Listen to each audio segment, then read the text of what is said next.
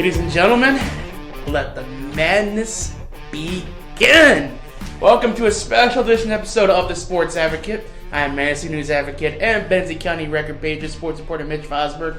Joined, as always, at a 90-degree angle by sports editor McLain Moberg. McLain, the brackets dropped yesterday after us recording this, man. Onions! Gosh, how we feeling? Well, you know, the madness begins, Mitch. The madness begins. It's the greatest time of year. It's the greatest Thursday and Friday of the whole year because basketball starts at like 10 a.m. and goes until like midnight. I mean, I don't know. As a sports fan, that's heaven. I'm watching basketball all day. I don't know what else I could ask for. It's heaven. So for this episode, McLain and I each filled out a bracket. McLain filled this out nicely. Right after Selection Sunday, I spent about 4.5 hours on two computers cranking out my ranks and stats. Before we get into it too deep, let me explain this. I call it my Mitchcast rankings. Every other year works out really well. 2021, if Michigan makes one shot in the last 2 minutes against UCLA, I have all four Final Four teams right. Last year, I got one Final Four team right. It was what it was, not upset. But we're back to an odd number year, so hopefully this year turns around. So, took every team in every region. I ranked them by 10 categories. Points for, points allowed, field goal percentage allowed, 3-point percentage, 3-point percentage allowed, free throw percentage, rebounds for, rebounds against, steals, and turnover margin. Whew. If it's offensive related, it goes into a shooting ranking. If it's defensive related, it goes into the defensive rankings. I combine those two numbers totaled after ranking them, 1 through 17. 1 is obviously the point you want. The lower number, the better. After that, I reseeded, and it gave me some ideas exactly as to, at least number-wise, who is actually the best team in each region. So, let's start with the East region. McLain, I'll start with you first, sir. How do you see this shaping up? Yeah, well, trying to stay away from the analytics here, as I'm going to let Mitch go ahead and gear that up for us. For me, going over it the way that we did, I've got, Purdue coming out of that region, in my opinion. Now, how we get there is a little different. I mean, looking at it, I would love Oral Roberts to beat Duke, just because, come on, it's Duke. They're annoying every year. Coach K's gone, so it'd just be nice to see them lose. I do have Oral Roberts winning that game. And making it there, but I do not have them reaching the Sweet 16. I will have Tennessee winning that matchup, although that's probably going to come back to haunt me because every time I pick Tennessee, they are horrible. I will be taking, I guess we'll just go with the Sweet 16 teams. I've got Purdue, Tennessee, Kansas State, and Marquette there. Mitch? Yeah, so my number one seed in my reshuffling was the 9-seeded Florida Atlantic. My number 2 team, 8-seeded Memphis. I've saw this trend in another region too. So the 9-8 matchup is, at least in my numbers, the best matchup in this region. So there's some reasons to watch these first round matchups, folks. I have FAU winning that one just because of that. Ironically enough, my number 3 team was Oral Roberts. Most points in the region, best free throw percentage in the region, my best shooting team. Now, they're up against Duke, who I have ranked 6th. But Oral Roberts, shooting-wise, better. And the difference in those two defensively is a smaller gap than it is shooting-wise. So, I like Oral Roberts there. Louisiana, before we get, Oral Roberts, too, kind of has this center. His name is Connor Vanover, 7'5".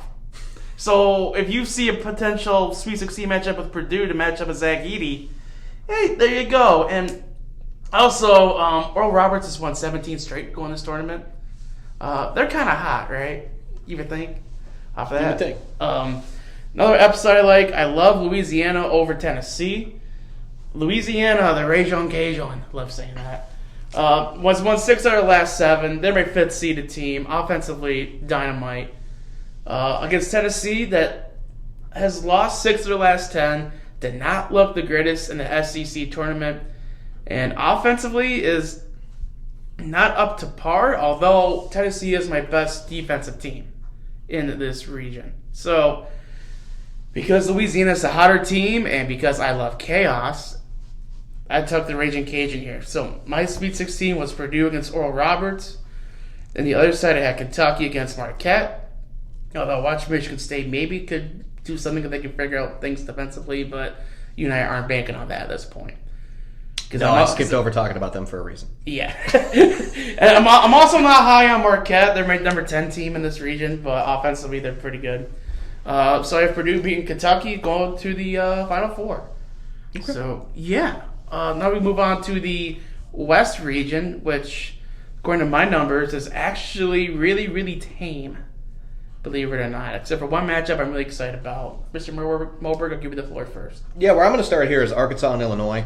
That's something that jumped off the page at me, sort of immediately. Now, obviously, I'm more of a Big Ten guy, but I do have Illinois losing that one. Just don't think Illinois ever has it in March. They haven't in a long time. There's that nice little stat coming about every year, but they haven't made a Sweet 16 in 15 years or something roughly thereafter. I don't think they're going to win that game, and if they do, I do not have them in my Sweet 16. That's for sure. Northwestern, another Big Ten shout out here. Always nice to see them in it. I do think they're going to win that game. They are the higher ranked team, of course, but we all know how people typically view Northwestern. I just think it's nice to see there. Maybe it's a homer pick. We'll see. In my Sweet 16, I'm going to have Kansas versus St. Mary's, Gonzaga versus UCLA, in that region. All right. So, in this East region, the 8-9 matchup was the match of the best two teams, right? With my reshuffle, my number one team in this region, Connecticut. My number two team in this region, 13-seeded Iona. Once again, the best two teams in the region are going at it out of the gate. And this is super intriguing because you talk about a team like UConn that started 14-0, then lost 6 of 8, and now they've won 7 of their last 9. They lost their conference tournament to Marquette by 2 points. No shame in that loss, especially when you beat them by double digits earlier in the year. Iona is interesting to me because they have Rick Pitino as their head coach, which, hey, you what? Say what you will about him as a person, a human being. But you can't deny the fact for the past 40 years he's one of the best college basketball minds we've had. Absolutely. And also, there's a job opening in Georgetown now, and if Pitino wants one last crack at a big power conference or big power school, this is the run to do it in. So I think whoever wins this game between UConn and Iona is going to make a pretty good run. Other than that, I don't have anything insane. I got the top 4 seeds all going to the Sweet 16, Kansas and UConn, Gonzaga and UCLA. I literally decided UConn and Iona off a coin flip with my friend Philip, that nickel, from the previous episode. I got UConn over Kansas, UCLA over Gonzaga. Because UCLA is the better defensive team, I believe actually the best defensive team in this region, I got UCLA going on to the Final Four.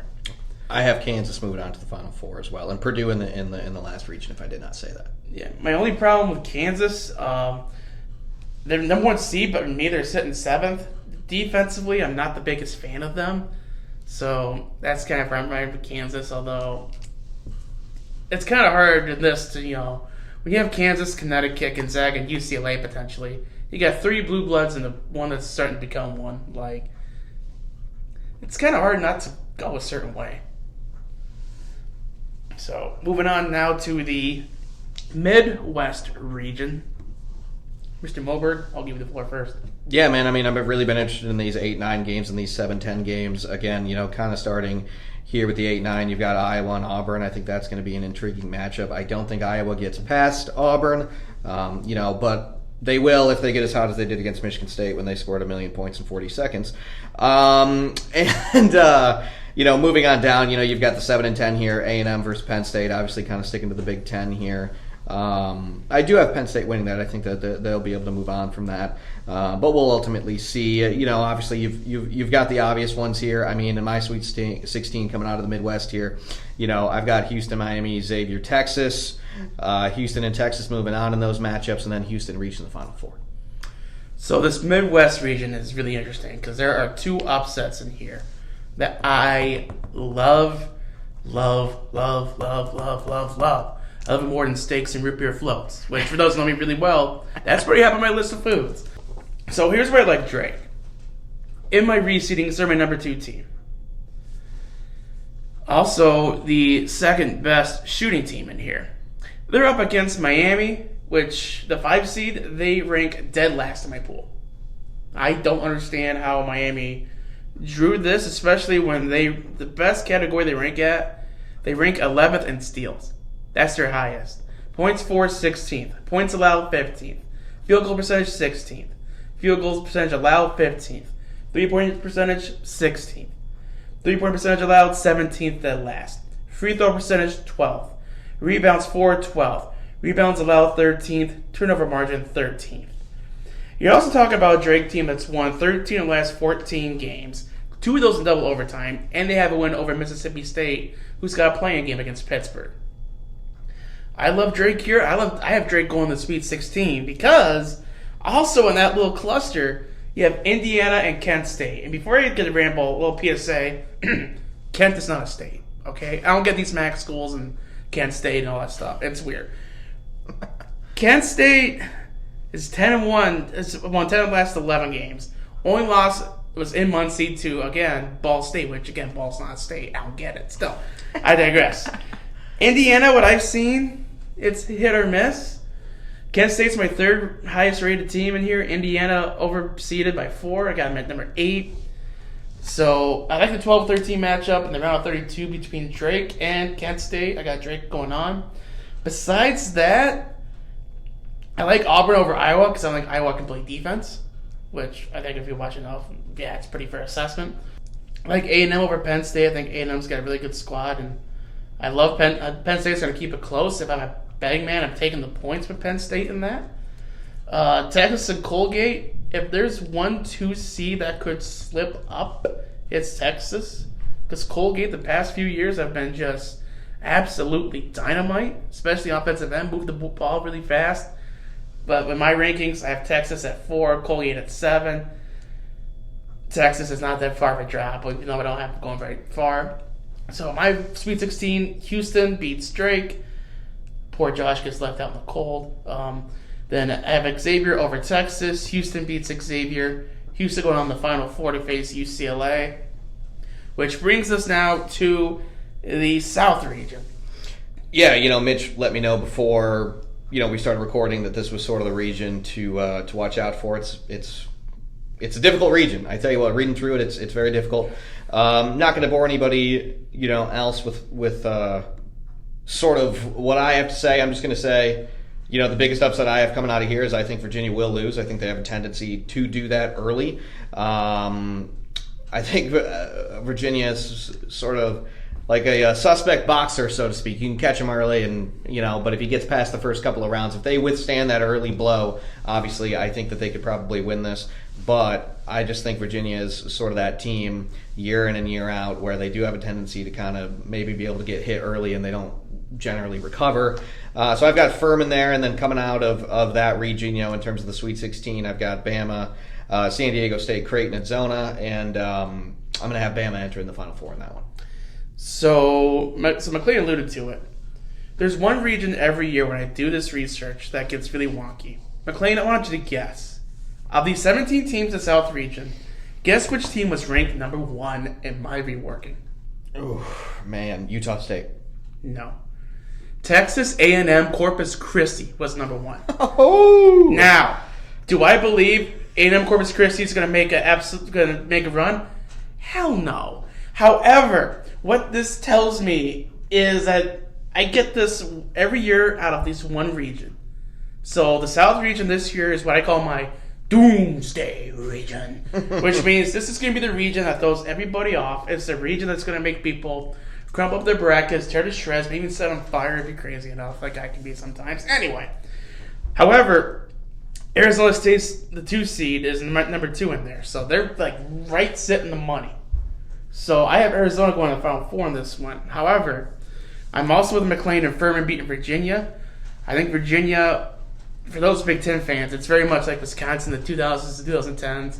Eat possessions, eat clock, don't turn the ball over, play smart basketball. I just don't see Virginia making a big run here. I also like NC State over Creighton.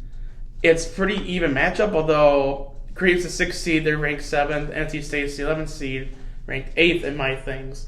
So NC State makes a jump up. I take the Wolfpack here. Now, the one upset I'm going to drop here too. 3-seeded Baylor, in my rankings, sits 12th. The only statistical category they rank in the top 5 in is 3-point percentage. They sit 3rd. Defensively, they rank dead last in field goal percentage allowed, and they sit 10th in points allowed. UC Santa Barbara, pretty solid defensively. Second best field goal shooting percentage in here. Baylor, the 3 seed, sits 12th in my rankings. UC Santa Barbara, the 14 seed, sits 13th. Watch out for Baylor to potentially get upset here by Santa Barbara. Missouri, Utah State, it's going to be a fun matchup. Missouri, weirdly enough, has just the insane amount of steals per game and the best turnover margin of anybody in the tournament. My Sweet 16 is going to look like Alabama and San Diego State, NC State and Arizona. Arizona beats San Diego State in the Elite Eight to get to the Final Four. So, Final Four matchups, what do you got? I've got Bama and Purdue and Houston and Kansas. So extremely boring, but I don't know. I just didn't see where those teams were going to get knocked off. Those higher seeded teams were going to get knocked off. And if they were going to get knocked off, in my opinion, they were going to get knocked off by a 2 or a 3 or something. So how you have the Final Four shaping up? Yeah, I mean, I like Bama and Houston, obviously, in the very limited time that I spent on it. And I'm just going to take Houston over Bama here. I like Arizona over Purdue. I like Houston over UCLA. I like Houston winning 70-68. Because ESPN has a tiebreaker here. Oh, that's right, yep. So, yeah. Also, for those of you who are listening to us, and, well, if you think you can top my 5 hours worth of research, in the description below will be a link to a tournament challenge. I'm giving you, the listener, a chance to compete alongside me in a free-to-enter tournament challenge. Your prize will be a crisp high five next time I see you, because we can't afford anything at this point. or at least acknowledge you on the podcast. Bragging rights, man. Absolutely. We'll mention it on the podcast. We'll go through and mention the top 5 of who finishes. Why not give people shout outs, especially if they're finishing better than us? Give them that credence, give them that tip of the cap, so to speak. Yeah. And mostly just shout them out to Manistee County and let everybody know how smart they are when it comes to March Madness. Yeah. Oh, and by the way, did I mention it's free to enter? I'm not asking for any money here. I'm just asking for all of us to get together and have a little fun. Mm-hmm. That's all I'm asking. So, yeah, if you would like to join in, click the link below in the episode description. If not, well, you do you, boo. I guess I'll just wrap up this March Madness special, man. I mean, it's fun, man. It's fun. I'm going to enjoy the next month, of course, but especially this weekend. These first 4 days of the tournament, nothing's better than that. Oh, absolutely. I'm glad I have this weekend off so I can just sit back, relax on Saturday and Sunday and not do anything except watch people try and put the ball in the shooty hoop. So, yeah, that's to wrap up our March Madness special edition. Don't forget, join in on the Sports Advocates Tournament Challenge. There's so many ways to go about this. You can pick on conference. You can pick what school you know. You can pick on school colors. There's so many ways you can do this. But only my way is going to be perfect. I'm kidding, of course. But until we talk to you again, you all be safe. And as always, keep your stick in the ice.